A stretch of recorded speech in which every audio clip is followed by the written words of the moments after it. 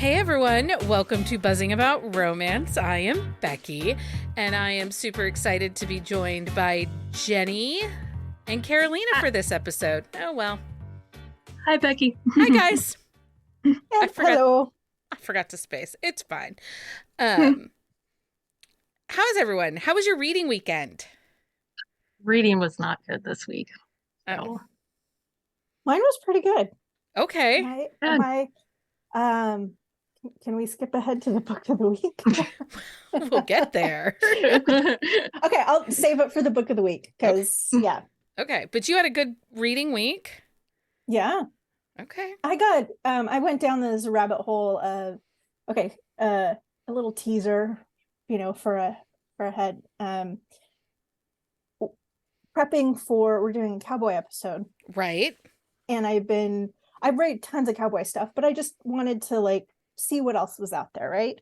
What hadn't I read? I found a new to me author, and the first book was okay, good. Wasn't like the best, but I really liked the characters that were coming up, and I was completely intrigued. And now I think I started that book like a week ago, and now I'm on book 4. Go Carolina. So I just it's just as one of those that you're like intrigued by the characters. I'm liking the story. There's a lot of good qualities that I like about cowboy romances within this series. So I'm in a good spot. Well, look forward to that cowboy romance episode because giddy up. I got books. I'm going to make so many cowboy jokes during that episode. Just you wait.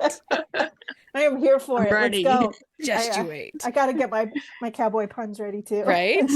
Okay. So we've been doing each week a term of the week. And so this week I picked The Pining Hero because I said that in a recent quick shot and I had an instant message from someone saying, "What does that mean?"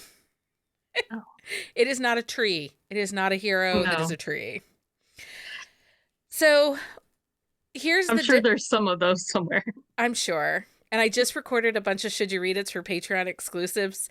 One was a gargoyle. One was the Easter Bunny White Shoes romance. So a tree would not be outside the realm of possibilities for me right now. But for a pining hero, when I say pining hero, here's the very basic definition, and then maybe you guys will have some other thoughts. It's when the guy likes the girl and is pining after her, but the girl is either clueless for some reason, she can't or won't readily return those feelings. Yeah, I would agree with that. Yeah, I would too. Now, do you guys like a pining hero? Do you have thoughts one way or another on a pining hero? I think there has to be a good reason for it to go on for a really extended period of time. Like if it's years and years, there needs to be a good reason. Okay. I think sometimes we confuse crush with pining. I think a pining hero, it's a more in-depth attraction than a crush. Right. Yeah, I would say with a pining hero, they know more about the person. Like it's not like a surface level attraction or like an acquaintance. It's someone they know a little more deeper. They might have they might have been in a previous relationship with them or knew somebody that was, or they were just like a close family friend. I think pining, we have to see some emotion. Like some kind of emotional connection over just physical attraction. Physical attraction to me is simply a crush. Like I'm attracted to that person. Maybe they have a great ass, maybe I like their eyes or whatever. Yeah, there was a book I read that was it was all physical attraction and it was just all lust.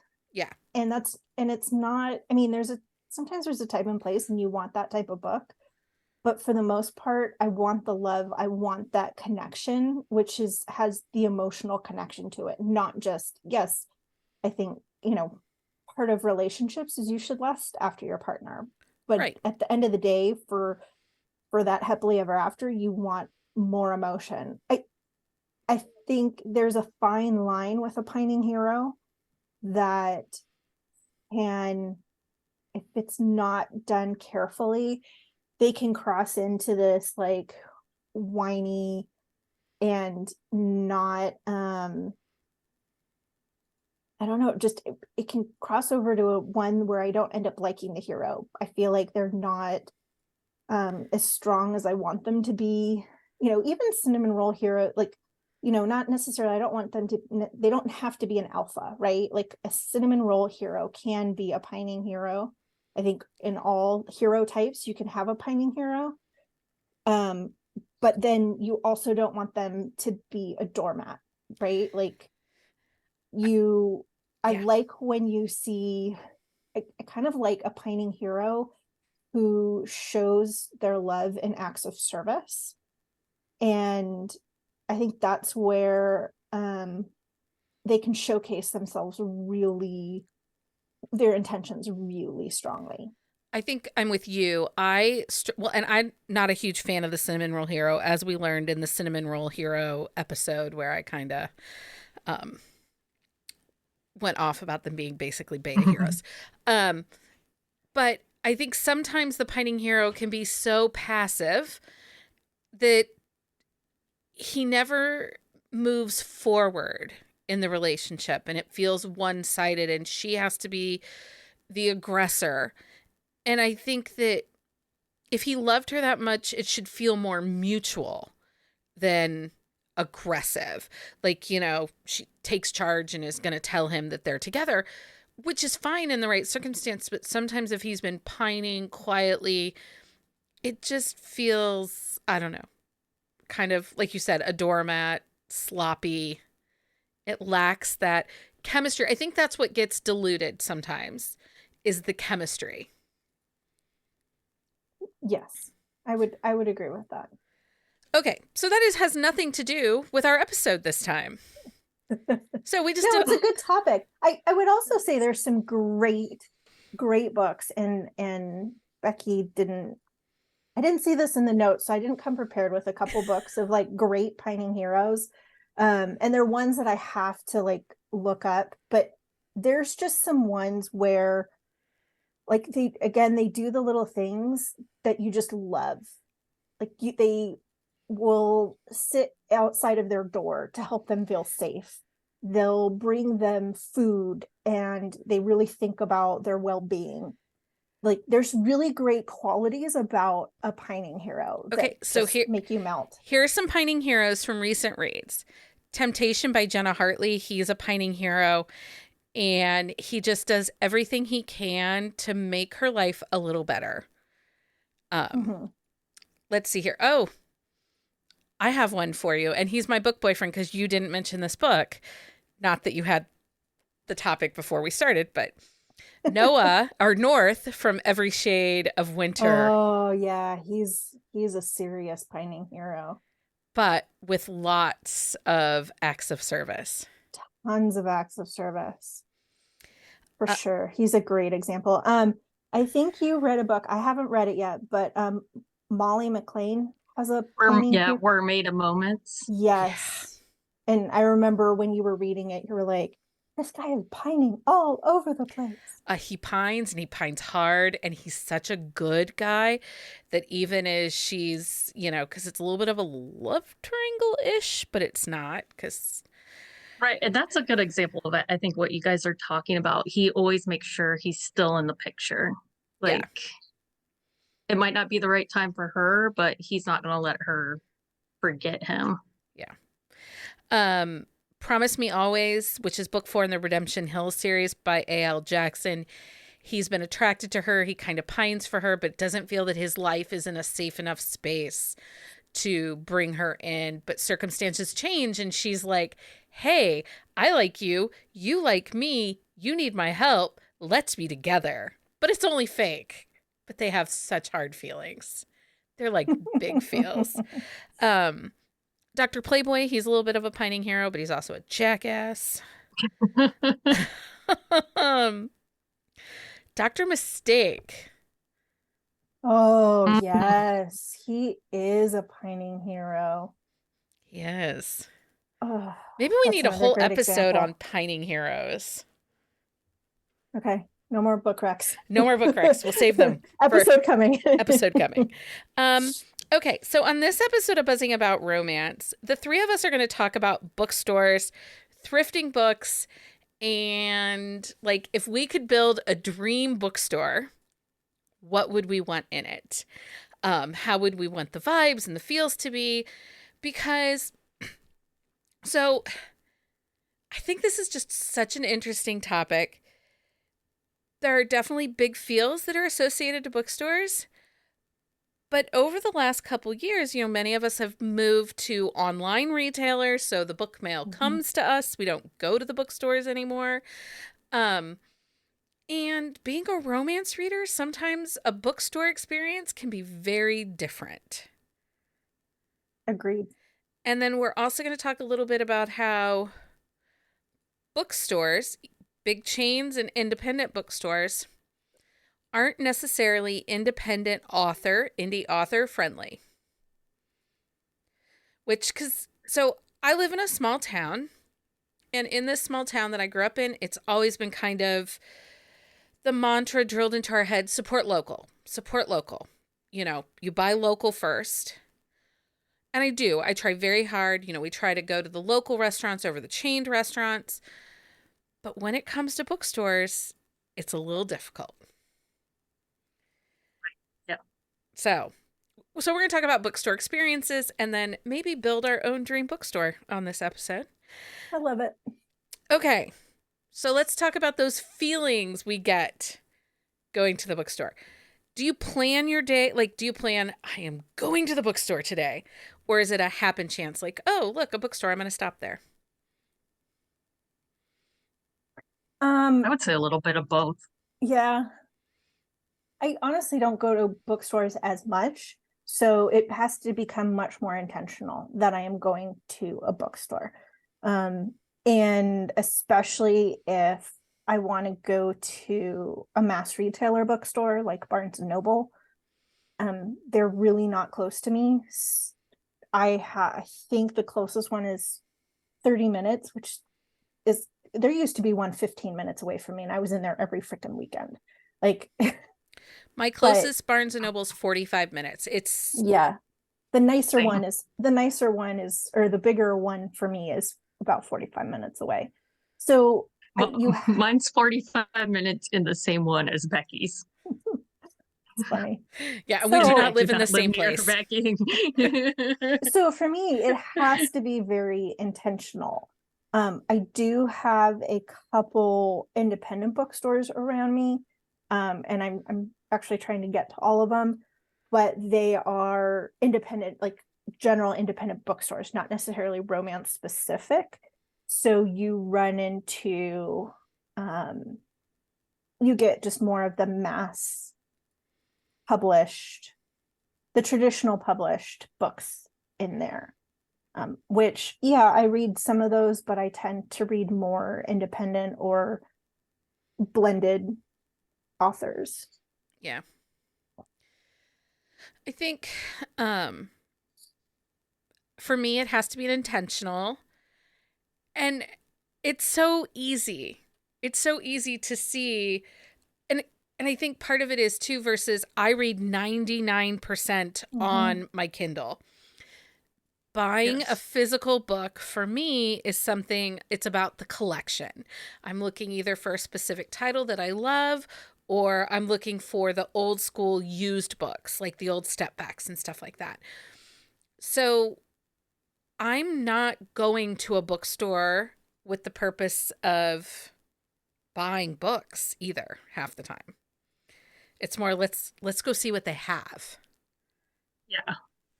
Well, unless it's And a, go ahead, Jenny. I would say that's like part of the like planning versus like spontaneous. Like if we're on vacation somewhere and I walk by a bookstore, yeah, I'm gonna walk in and like see what they have, like what's popular in the area, what's going on. If I'm planning, I'm gonna have money to spend. when I go. I'm with Becky in that, like, the physical books that I buy, they're a little bit more trophies. Like, I'm actually not reading them as much. And there's a lot of the covers and like the alternative covers I don't tend to like. I want, you know, the spicier covers, The man chest. which you get on, or the couple, which you tend to get on author websites or sometimes online, or depending on what that is. You do not get them in a major bookstore. I went to when I was in San Diego at the beginning of April. There is a new all romance bookstore that opened up there end of last year called Meet Cute. And it was the first time I'd ever been in a bookstore that was strictly romance. And I have to say, their selection was pretty incredible. They had a great diversity and in selection between traditional published authors. They had independent authors, like Melanie Harlow was in there. They had great diversity in author, like they had BIPOC authors, they had queer LGBTQ romance, they had historical, contemporary, Western. They really had it all. They even had a section for romance adjacents, which they called the happily for now, not the, like, their intention in the bookstore was happily ever afters. They had a whole section for they had the dark, the mafia, the PNR. Like, they really did a great job of representing the different subgenres and tropes within romance. I was really, really impressed with that. And that's Meet Cute in San Diego? It's in Meet Cute, and which is in North Park in San Diego. Tons of great restaurants in North Park. If you're in San Diego, go have lunch, then go to the bookstore. Like, I think I lapped the book. It's a smaller store, but like I lapped it like 2 or 3 times. And my parents were with me, and my dad wanted to check it out. Like, he's like, okay, let's go see what's all this about. But I could have been in there longer, to be frank. Like, but it was a great experience in that. I haven't been to any other romance focused bookstores, so I can't speak to that. I haven't been to one at all. I haven't been to any. Yeah. Right. They did a fabulous job. Now, I recently went into a Barnes and Noble. Before you go to that, I want to say something real quick. It's kind of a the more you know kind of thing. So we all know Melanie Harlow is a Kindle Unlimited author. She's exclusively retails her ebooks on Amazon. So that's a piece that some people don't understand. If your book's in Kindle Unlimited, it is the ebook only that is exclusive to Amazon. She previously would have printed her books with Amazon, but has moved them over to a print company. It's an independent press called Ingram Sparks. And that is what allows her paperbacks to now be available in independent bookstores and in Barnes & Noble retailers. So if you as a reader go to your Barnes & Noble and say, hey, I'd really like you to get, and I know this author isn't on there right now yet, I'd really like Krista Sandor's The Nanny and the Nerd. Can you order that for me? They're going to tell you no, because as of now, Krista has her print only set up on Amazon printing. She's going to make the move to put them over on Ingram so that you will be able to get the paperbacks in Barnes & Noble. But that just is a business, the more you know. So if, like, I think that like Harlow James prints solely through her Amazon printing. She will make the move eventually when she's ready to go and put her paperbacks at Ingram Sparks so that then you would be able to buy them at the local Barnes & Noble retailer. Mm-hmm. So there's that. Okay, hold on to your Barnes and Noble thing though, Okay. because we're gonna get there. Um, the smell of the bookstore. Do you get the dopamine release when you are in the bookstore? Just from the smell of a bookstore. I wouldn't say it's as strong as it is at like say the library. Yeah. Because they usually have like other stuff going on that kind of like dilutes the Well, scent. so let's get to Barnes and Noble because this is gonna bring up Barnes and Noble. So I just want to caveat this and then I'll let Carolina go. As a kid, as a young adult of the 90s, when I was, you know, late teens, early 20s, Barnes and Noble was the devil of book retailers. Like you constantly hear nowadays all this hate towards Amazon, that they're awful, they're harming authors, they're harming book sales, all these things. They're like the big bad ugly man. As somebody who grew up in the 90s, that used to be Barnes and Noble because they were coming into small towns and putting the mom and pop bookstore, newsstands, and retailers out of business because they could sell books cheaper than the mom and pop stores. So for me, going into Barnes and Noble still has a little bit, it's good old Catholic guilt. Like we were taught, support local. You're going into Barnes and Noble to buy a book. I don't feel that same guilt on Amazon because it's a website and I don't really think about where my money is going. Um, but I have a hard time with Barnes and Noble.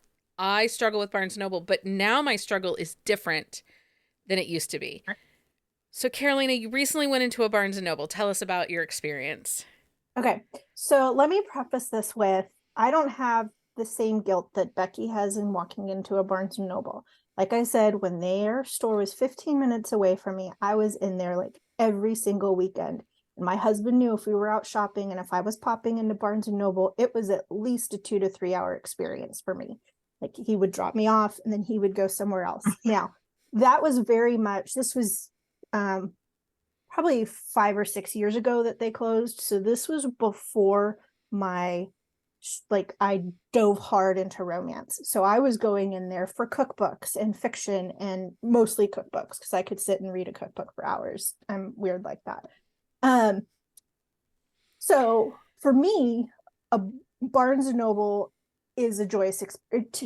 I had positive like feeling towards Barnes and Noble. Now, getting into romance and everything. So I happened to be at this mall. I wasn't even thinking about going into a Barnes and Noble. I was going to the Apple store and I happened to have to like park by a Barnes and Noble. It was the closest entrance for me to get to the Apple store. So I go in and I'm looking at the romance section and I'm going up and down one aisle and it's they're romance, but it's all the alternative covers, the illustrated, the single, and Becky, you're gonna have to clarify me with all the different cover names, but it's like the single, like the Object image cover. the object cover. And I just listened to that episode too. I can't even think of the names, which was an excellent episode, by the way. If you haven't listened to that one, go listen to it. It's an education. And it was all that section, and it was very like bright colors. I actually took a step back at one point scanning the section because it was all these bright happy colors, and I'm going, I know that author and that book, and that is not a light happy book. And I actually found myself getting irritated because the way that just the covers looked and the section looked was just not fully representative of romance. I feel like it marginalized and dumbed down and deprioritized and made it like feel very bubblegum poppy, where we all know that romance books can be prolific, can be deep and soulful and dark, and emotional much more than the typical rom-com.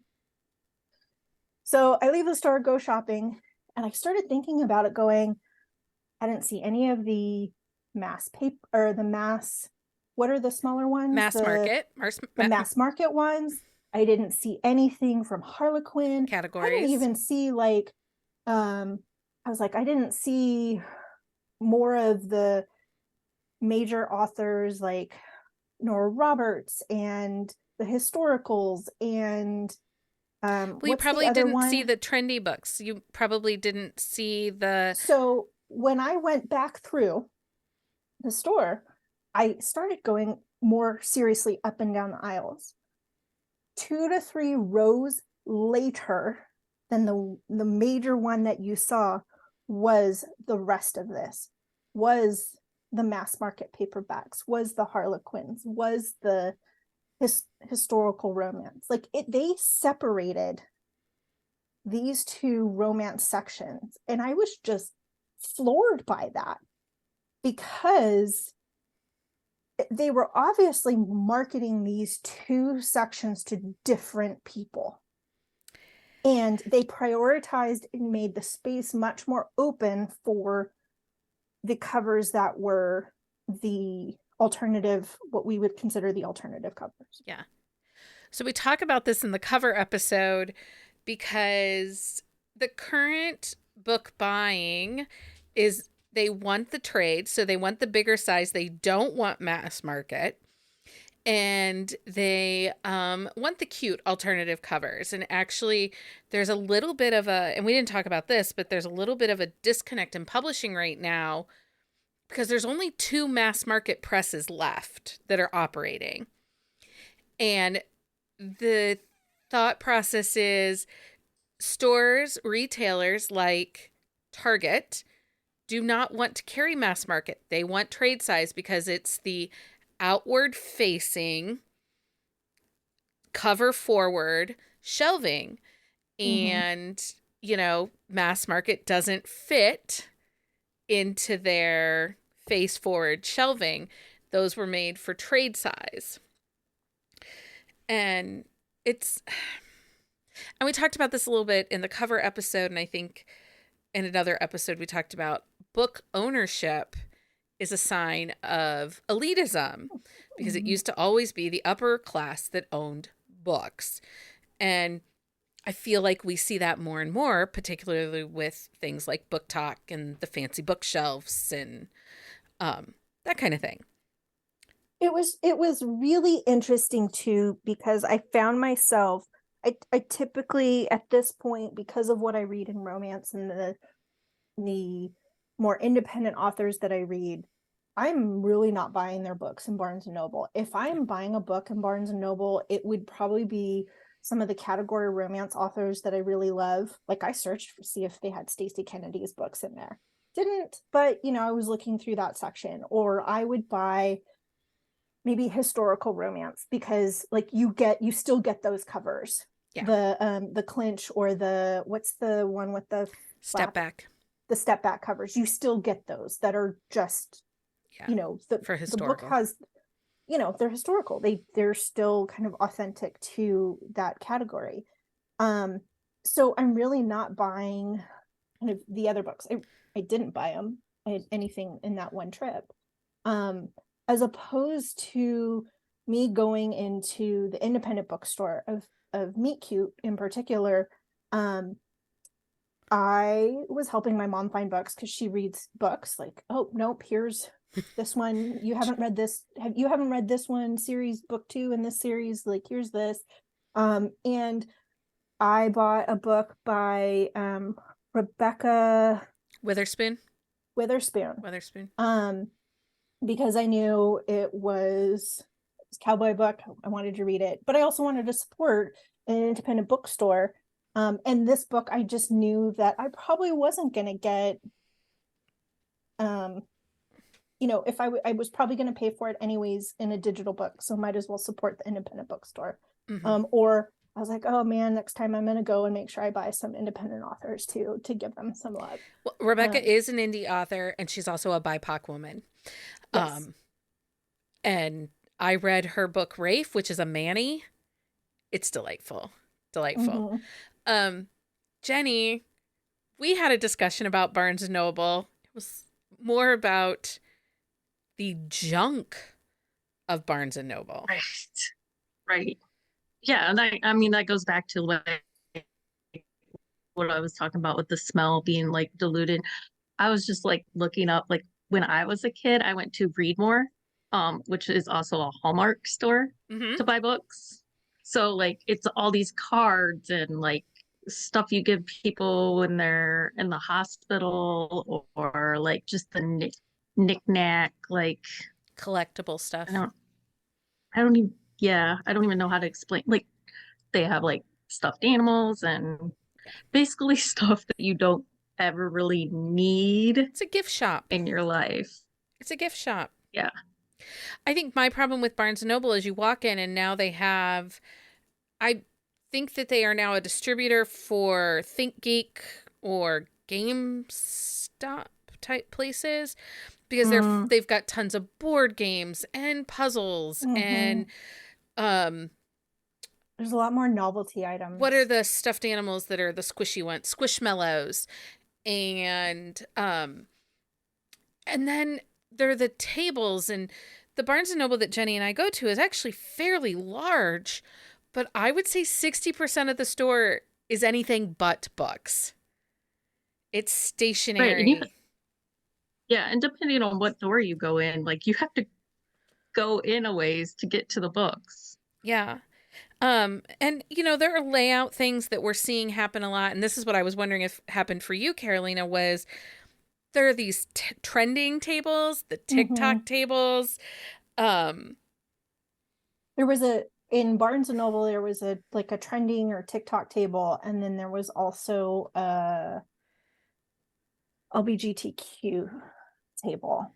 So when I recently went to the Barnes and Noble because Melanie Harlow was signing there, and they had a trending romance table. So it was called Spicy TikTok Table was the name of the table. Guess whose book was on that table? The Devil, one of his books. Oh, okay.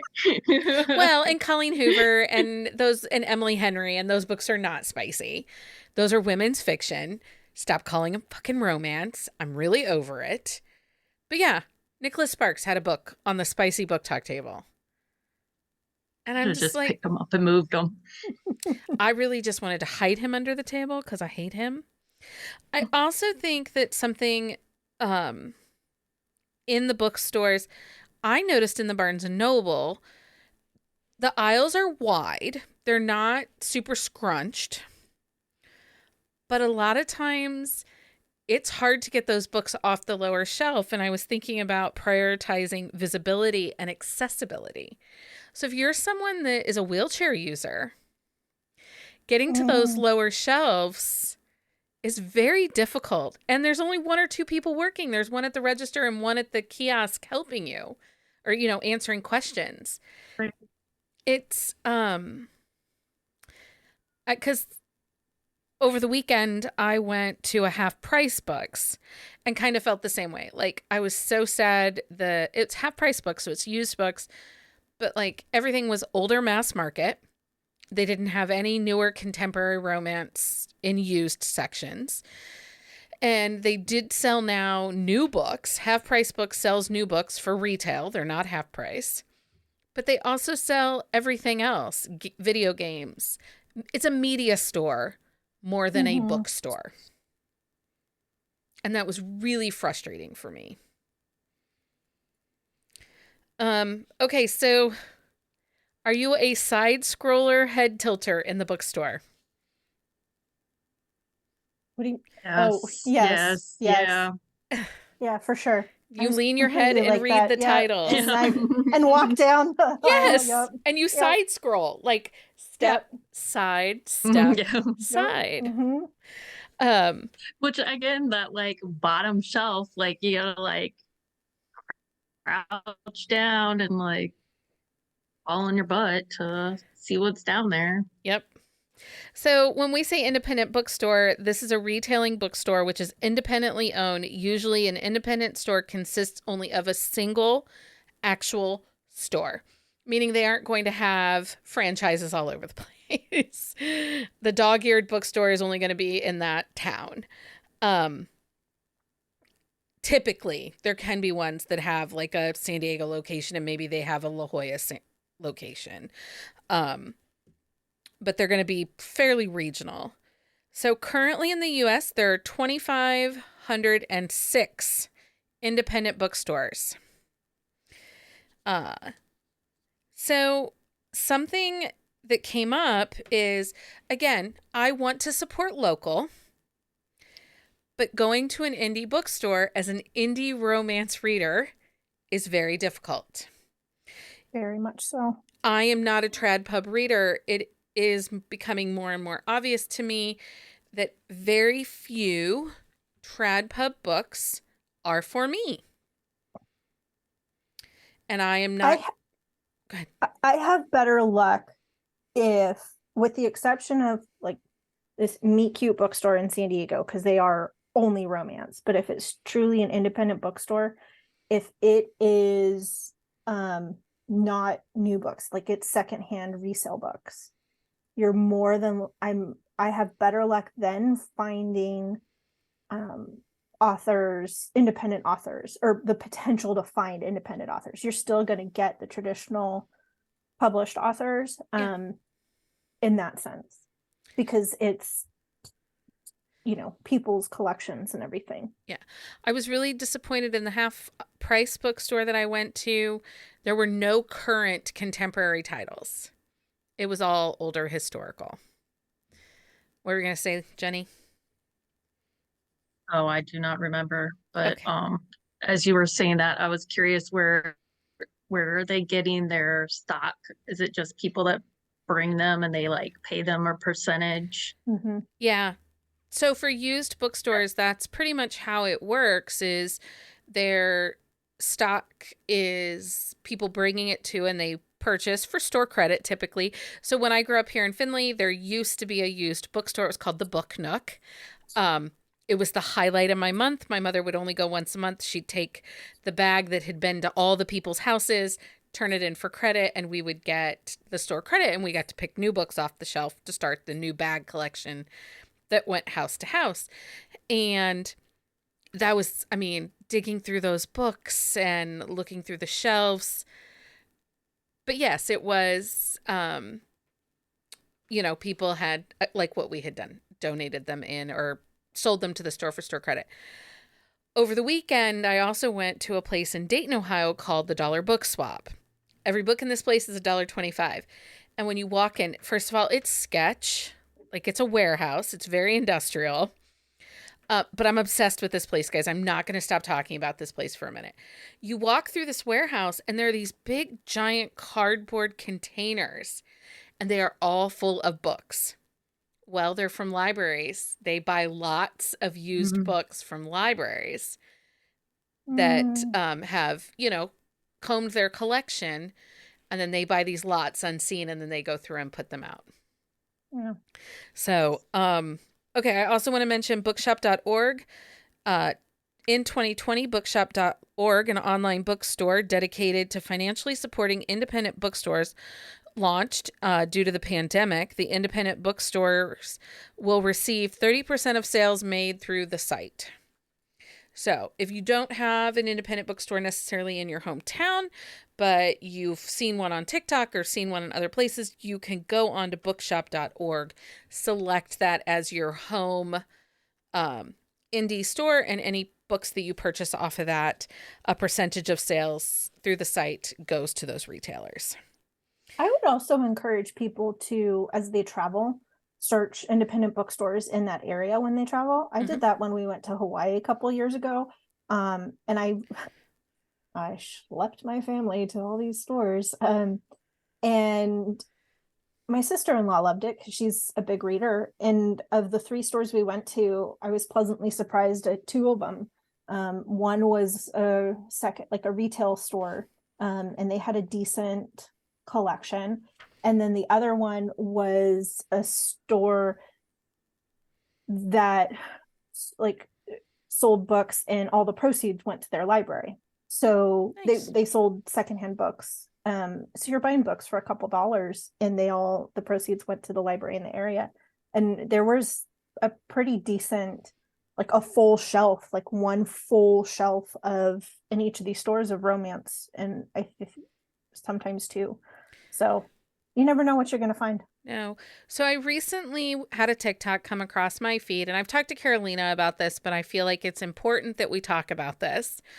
A independent book retailer was making gagging noises based on a blurb of a romance selection that was coming out soon. And it got me thinking about not every bookstore is a safe space for romance readers. Mm-hmm. And that's really frustrating because, and again, my vision is a little skewed because I have surrounded myself with romance readers. But romance readers are prolific and they're buyers. They're buying things. And if you make a safe space, they are loyal. They will come to you to buy their books. And I was just really upset and really kind of grossed out that this store felt going to a public forum because they put it up on TikTok and thought that was acceptable behavior. Were they solely romance, or were they just independent? They're just an independent bookstore, but this was a retailer. So this would have been, they're an independent bookstore. They would have gotten something from the publisher that said, this is one of our highlighted, excited titles. Would you like to stock this in your store? Well, and think about it, because you have now made it not a safe space for the romance reader and the family. And guess what? They're buying books for other people in their family. They're buying books for their kids. They're buying books for their spouse. They're buying books for their friends. We're book readers. So we love giving books. And if you do something like that, I'm not going into your store. Nope. Exactly. And how many times do we go into the store? So, for example, I went into that Barnes & Noble a couple weekends ago for the Melanie Harlow signing. I only bought one book just because I had others of hers and whatever. My family spent like an additional $75. Right. But I was in a space that felt safe for me to be a romance reader and to do that. Had I walked in there and it not felt safe, we would have turned around and walked away. And there you lost almost potential of $100 sales. You know, not every book is for every reader. Not every genre is for every reader. But be respectful of readers. Well, period. I think it brings into question, though, if they feel confident and comfortable enough to yuck that kind of yum in a day and age when book banning is becoming so commonplace anymore now. I mean, recently Nora Roberts is getting banned. Nora freaking Roberts is getting banned. Well, there's a crazy ban in Florida right now on a lot of different books, so we're not going to go into that. But what I'm saying is, though, like, are you a safe space for queer readers? Are you a safe space for disabled readers? Like, if you feel confident coming after a romance reader, what else are you hiding? Yeah. That's all. Because it just only takes one small thing to make it a bigger thing. Well, and hey, Becky's told me about it, and I'm sure she's told other people about it, and now we're talking about it. So, like, it's going to get out there. Yep. Okay, so let's talk about book buying in retailers like Target and Walmart. Can you not put the sticker on the frickin' book? Can you please not put the sticker on the book? I will not buy the book as much as I want it from you because you put the damn sticker on it. Why can't they put the sticker on the back where the UPS code is already? Do not put the sticker on the book. I'm sorry. Was that a little too much? No, it's okay. Gretchen is probably like in her car right now going, yes, Carolina, yes, no stickers on the cover. I went to a book signing too. And one of the authors, it happened so fast, put a sticker on the cover of her book that said signed book. And I was like, no. Inside I was dying. And I went to one of my friends who was there too. And like, hey, she's like, what's wrong? And I'm like, she put a sticker on the book and I don't know if I can get it off. And so we sat there like scraping the sticker on the book and we finally got it off. But I was just like devastated. It's a trophy book for me. Don't mess with the freaking cover. Sorry. Tangent. Tangent. Okay, so buying books online. So bookstores, dopamine release. I think that, I don't know, getting a book in the mail has sometimes a greater effect on me than it does getting it at the store. I don't know if it's because there's the disconnect that I just put my credit card in and it charged it and I don't have to look at that receipt. Nobody said a total out loud. Versus when it comes to my door. Or buying them direct from the author. Yeah. Like, and you know where to, like, I do like it. Like, there's excitement in opening the box, like waiting for it to arrive and then looking, like, you get all excited as you look at all the color covers and then you fan them out and you're like, oh, okay, now I get to put them. It's just a different feel of putting them on your shelf and finding like, okay, now I got to rearrange things and get them there. And do something smart like Sawyer Bennett does, because she totally got me this last order and it's going to happen again this next order. I don't have all her books. Oh, okay, shipping for like 2 books is this amount, which I was buying like 3, or shipping for up to 10 books is this same set amount. You better believe I didn't buy 10 books, but I bought a lot of books. This happens to Heather too because she has to justify the shipping cost. I'm like, if you're going to charge me the same amount for 3 books as you're going to charge me for like 8 books, I'm going with 8. Like, Heather ended up, that's why she has like Codename Ghost. She has 3 copies of the book because she keeps buying it. And finally, the last time she put it in her cart and paid for it, Sawyer sent her a message and said, like, hey, you bought it twice. I'm fairly certain you have bought this twice for me. Do you still want this 3rd copy? Heather's like, no, I don't. She's like, do you want me to switch it for something else? She's like, yeah, that'd be great. Okay, so we talked a little bit about used bookshops, which I love. Like I said, I went to this warehouse and it was big giant boxes that I got to dig through, shelves, like big plastic container, like, you know, the big push containers full of books that I just got to dig through and look for stuff. I loved it. But I'm really lucky. I have a great library so we don't have a used bookstore in our town. So people will donate their books to the library for the used library sale on top of what they de-shelf. I love the library sale. I love my library sale. So if you live in an area where there's a library, make sure you check with your library when they're going to have their used sale. Oftentimes there are paper boxes, especially full of the category and the mass market romances. And I take Mike with me. He hefts them up on the table. I dig through them. I'm like, yep, done. Don't need that box. He puts it back under the table and gets me another box. System.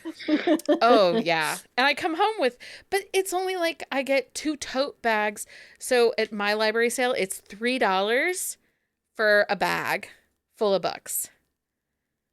And the money in your own bag, or they got a bag? Either way, they get paper bags from the local grocer, or you can take your own tote in. So I have a couple of canvas totes. Yep.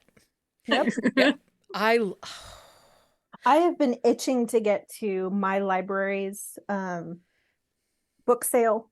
Although I'm going to be interested to see what they have, because their romance section's a little mixed. It's a little more traditional pub authors than independent.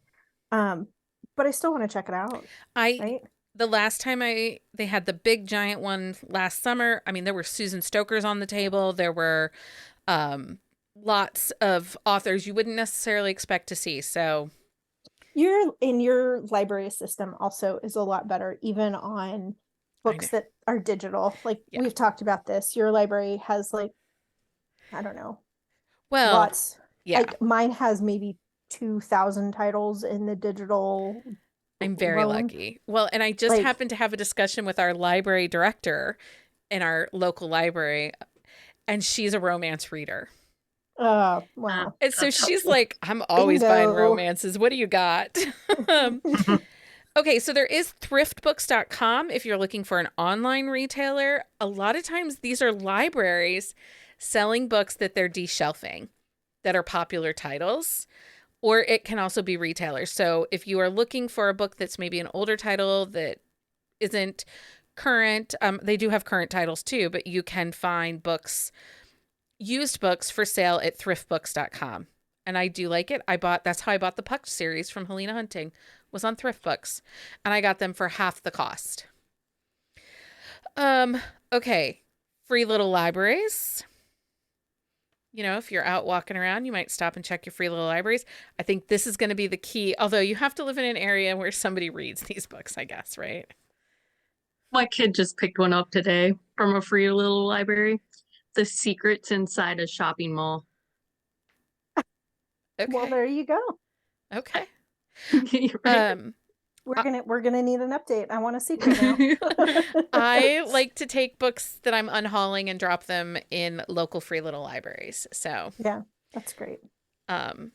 garage sales. This is my plan for the summer because I am on the hunt for even more stepbacks. And on top of that, there are certain groupings of author books like The Raider. I'm missing one cover.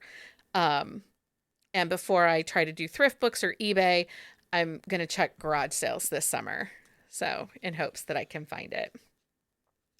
But yeah, I mean, little old ladies, they got all these boxes of mass market They paper do. decks. So Yeah, they do.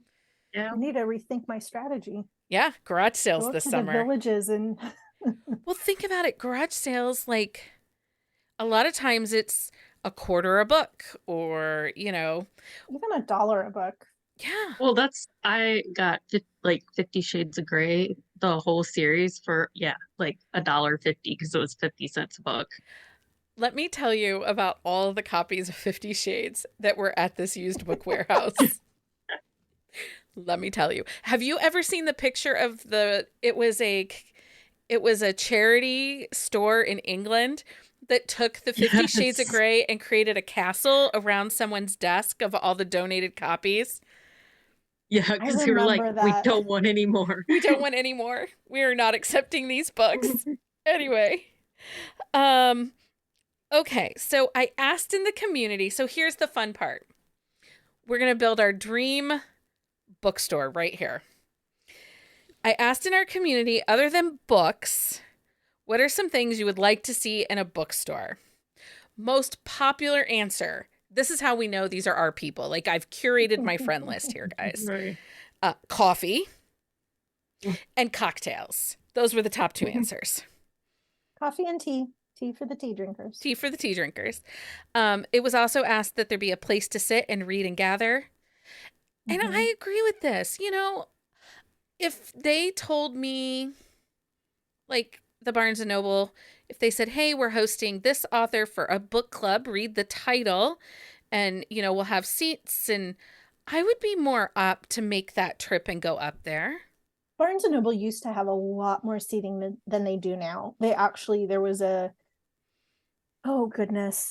change maybe 8 years ago that they significantly pulled the seating. Yeah. They only left it in the cafe. Like they had the big armchairs, like the extra wide armchairs that you could just sit crisscross style in the chair. This was me and my cookbooks like on the table, and I would like go through them and sit in that chair, and I'd be there for like a good hour. And I was always buying a book. I was always walking out with at least one or two books.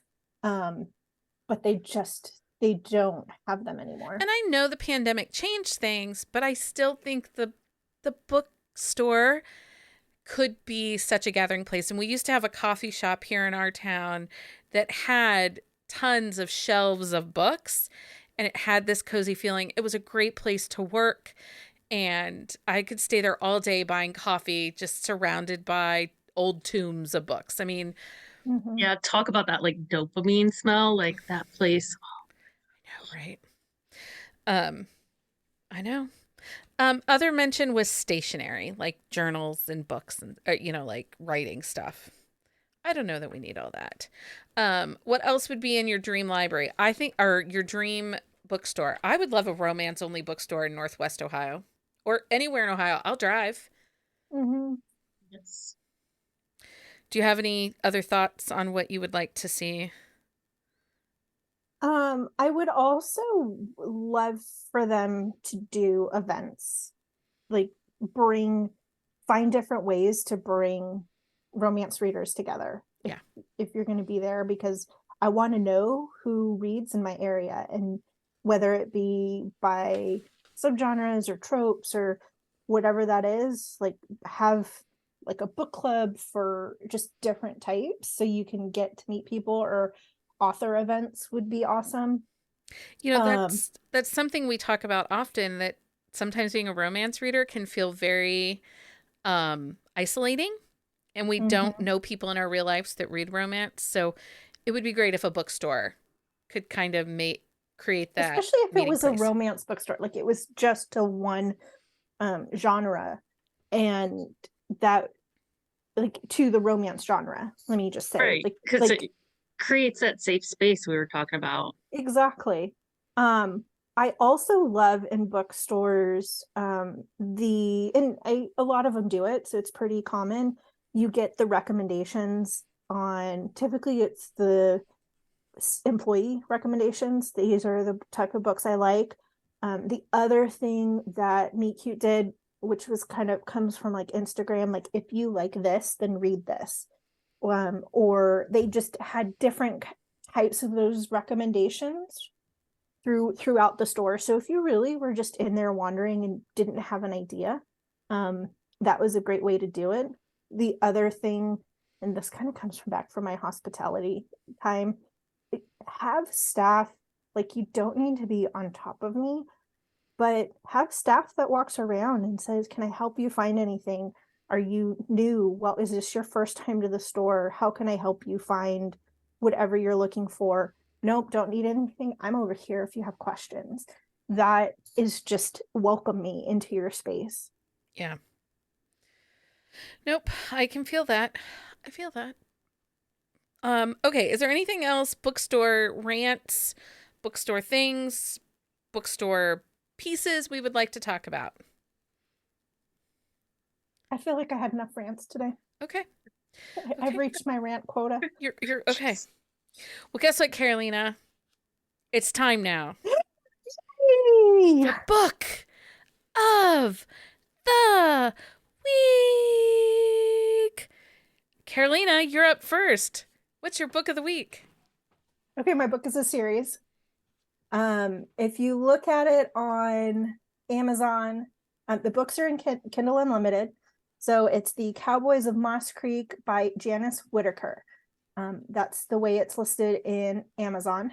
In Goodreads, the series name is Cowboy Classified Series. So if you're reading the titles, book 1 is Cowboy Seeks Nanny, book 2 is Cowboy Seeking a Second Chance, book 3 is Cowboy Seeking a Wedding Date. So you kind of, I think she changed it because for whatever reason. Like I said, I'm already midway through book 4 and am anxious to get to book 5. Like they're fun. They're these protective cowboy brothers. They all have this pining quality about them. It's funny that we were talking about pining today, because they all kind of have this pining feel to them, and they've all fallen for their heroines first, which just kind of flows through the series. Like the heroines are a little bit just hesitant for, and they each have good different reasons to being there.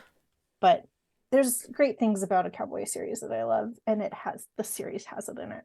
So So, FYI, for anyone who didn't know, Janice Whittaker also writes as Gemma Westbrook and Josie Watts. She has 3 different author Oh, wow. names that are all JWs.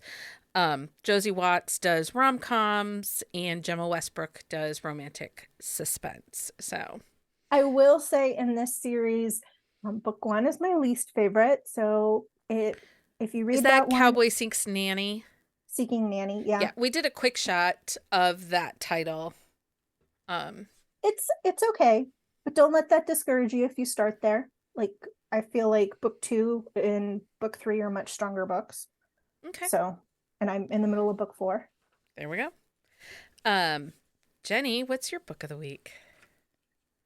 Yeah, like I said, I've had a bad like book week, but the Smarty Pants romance like spring launch is slowly rolling out. So Okay.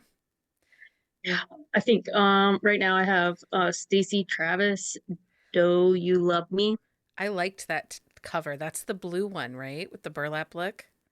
No, this one's like bread. It's not in Okay. color, but Okay. Okay. Okay.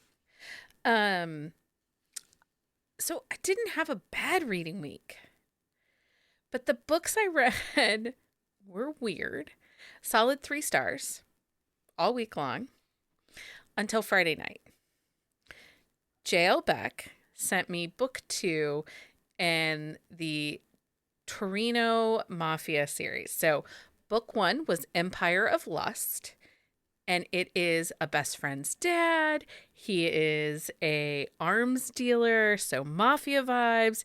He's a daddy. Book 1 was very, very sexual. Very sexual. It was spicy. Loved it. Now, a lot of times, so this is a trilogy, and a lot of times when we get a book 2, we're often disappointed, right? Because sometimes the story will lag, or it feels like we move nowhere, and did we really even need book 2?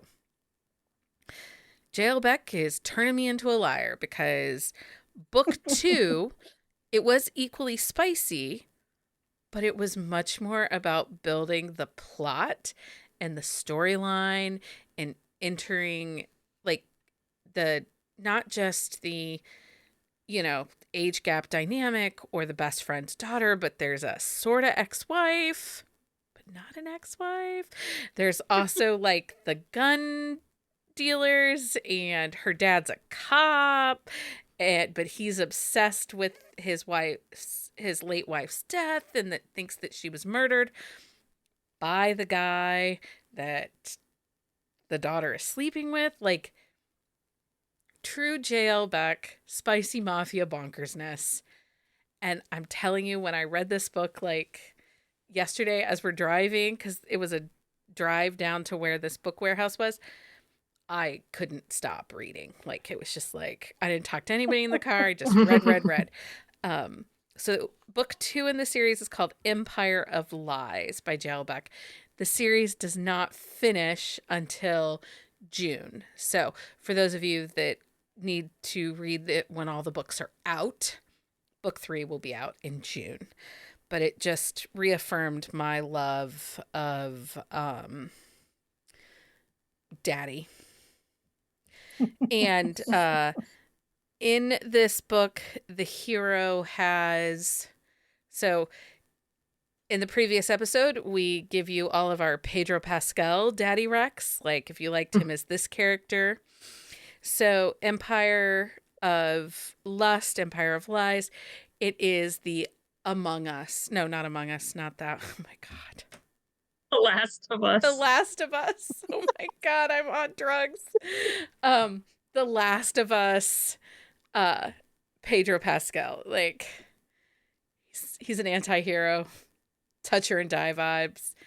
Protects those he cares about, but he's really a man on a mission. So I love it. anyway, super spicy. I enjoyed it. So those are our books of the week. You can always find a list of our books of the week on our On the Shelf show notes at buzzingaboutromance.com. I do want to take a minute and welcome new Patreon members, Amber and Darcy. Welcome to the Hive. We are super excited to have you. We are also celebrating the 1 year the 1 year anniversary for Hive members, Amanda, Terry, and Kimberly. Thank you for supporting us and helping us to bring you all the amazing podcast goodness that is Buzzing About Romance and Corset and Crown. We currently have 4 open tiers on Patreon. They start at $5 a month, including membership to Drunk Book Club and other exclusive content and exclusive episodes like Should You Read It? We also have a ton of events coming up still this month of May and into June. Make sure you sign up for our newsletter and check out bookcaseandcoffee.com/events for all of our happenings. We have had some amazing lives, and you can go back and watch those on YouTube. We leave them up. So at the dropping of this episode, we will have been live. Carolina and I will be live with Melanie Harlow. We will have been live with Lucy Smoke. And I think that's it. Well, plus all the other previous ones. Like we had Carrie Elks and Erin Nicholas. That was a delight. She was a delight. Renee Rose and Alta Hensley. So lots of good stuff happening over on YouTube. Make sure you like and subscribe and follow us over there. Thanks all for the things. All the things. We have all the things happening. Thanks for chatting bookstores with me. You're welcome. Thanks for having me. Anytime. Until next time, everyone. Happy reading. Find us on Instagram at Buzzing About Romance or on Twitter at Buzzing Romance. If you like the podcast, please leave a review. If you'd like to support us directly, join the Bookcase and Coffee Patreon and receive exclusive content only available to Patreon members. Check out bookcaseandcoffee.com for our on-the-shelf show notes.